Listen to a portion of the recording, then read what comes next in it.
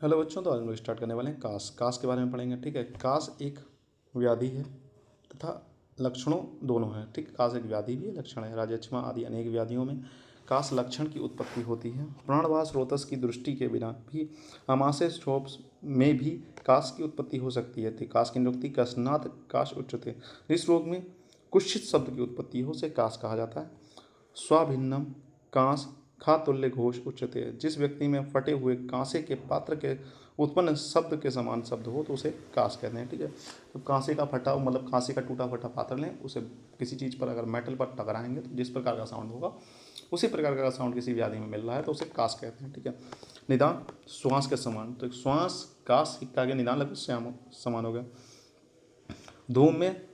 धूम के मुख नासिका तथा गले में प्रवेश करने से, वायु द्वारा प्रेरित आम रस के मुख में आ जाने से, रुक्ष अन्नपान सेवन से, श्वास नलिका में भोजन कर जाने से, आधारणीय वेगों के धारण करने से, अनेक उत्तेजक द्रव्यों का श्वास प्रणाली में प्रवेश करने से। ठीक है, नॉर्मली जो मैंने आपको निदान बताया वो तो आप लिखेंगे। अगर आपको ये याद निदान नहीं आता तो कोई बात नहीं, आप लिखेंगे दिवास्वप्न रात्रि जागरण, दिवास्वप्न रात्रि जागरण, वेग विधारण, शोक, चिंता, भय, क्रोध, अधीशन, असात में भोजन। ये सारे मतलब 6-7 पॉइंट ऐसे हैं जो कॉमन रहते हैं सब में, तो इन चीज़ों को याद रखिएगा। इसमें से 4 तो आप मतलब हर जगह लिख सकते हैं। दिवास्वप्न रात्रि जागरण, शोक, चिंता, भय, क्रोध, ये लिख सकते हैं।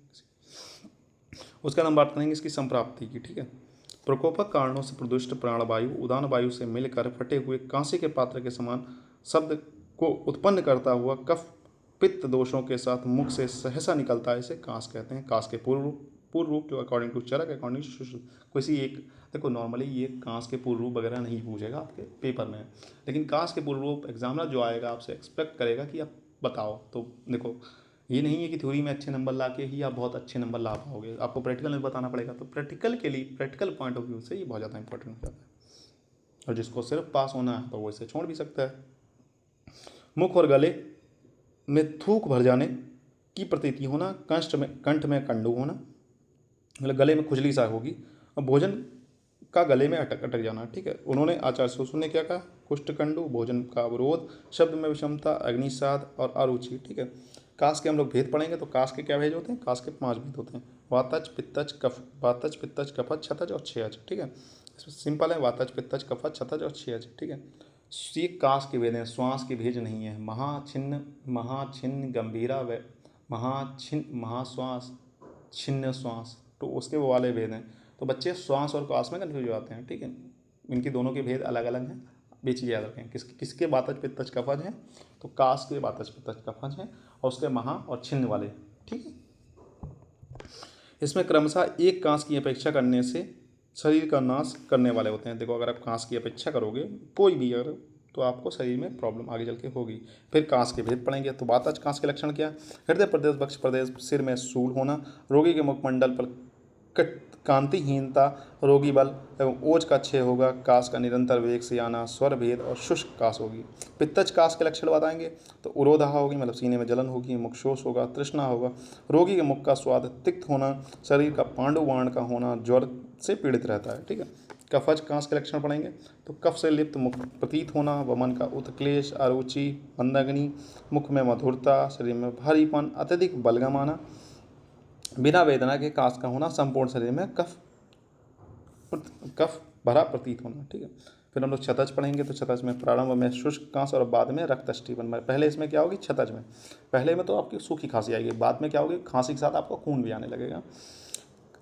कंठशूल एवं ऊर्जा प्रदेश मतलब सीने में दर्द होगा, ज्वर, कास, तृष्णा, स्वरभेद और परभेद, पेन इन ज्वाइंट्स। ठीक, छेद सान मतलब ट्यूबोक्लोसिस से रिलेट कर सकते हैं। रोगी दुर्गंध युक्त हरे या लाल वर्ग का पस के समान कफ करेगा, रोगी को खांसने पर अनुभव होगा कि हृदय उसके स्थान से हट गया है। कभी कभी उष्ण वस्तु से कांस बढ़ेगी, कभी कभी शीत वस्तु से। अधिक भोजन करने से कृष्णता, नेत्र कांति युक्त, हाथ पर्दे तले में स्निग्ध, ज्वर, पार्श्व पीड़ा, अतिसार, कभी गाढ़े कभी पतले मल की प्रवृत्ति होगी। ठीक है, शब्द सत्ता, क्षीण व्यक्तियों में उत्पन्न क्षतज कांच जो होगा वह असाध्य होगा। बल क्षीण ना हुआ हो तो यह व्याप्य हो जाएगा। वातज पित्तज कफज जो साध्य वो जो श्वास होते हैं वो असाध्य होते हैं। ठीक है बच्चों, फिर मिलते हैं नेक्स्ट लेक्चर में, तब तक के लिए हैव अ नाइस डे। पढ़ते रहना, मस्त रहें। कोई समस्या होती है तो आप कमेंट कर सकते हैं।